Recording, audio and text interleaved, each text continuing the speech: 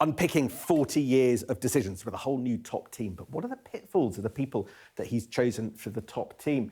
Well, let's look at the most important one of all. Surprise as Chancellor John Healey.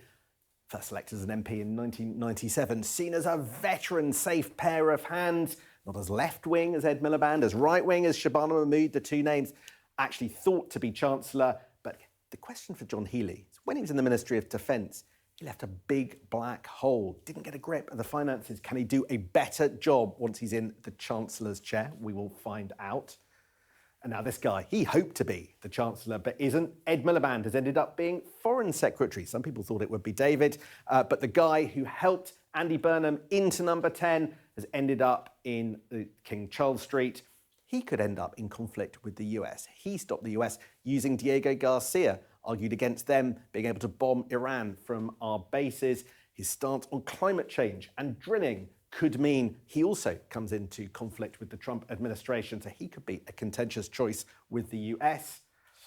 Shabana Mahmood, Home Secretary, she fought a strong campaign to stay where she is. The challenge for her, of course, she's pushing through tough immigration reforms, which will now remain in place. Lots of people in the Labour Party hoped she would go in order that they could scrap them. No longer will that be possible. Louise Haigh. Nobody did more to get Andy Burnham into number 10 than this person. She is First Secretary of State, which means that she's going to be at the engine room of this government, covering everything from the Cabinet Office. But can she keep a grip and keep the show on the road?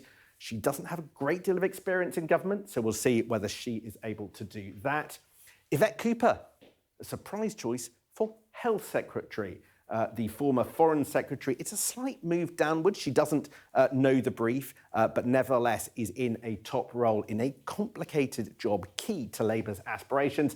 Now, the final person staying in the job that they were in under Keir Starmer is Pat McFadden, but he is a reformer. Andy Burnham in the past hasn't wanted to take benefits away from claimants, so is he going to end up in sync with his boss? That's the challenge for him.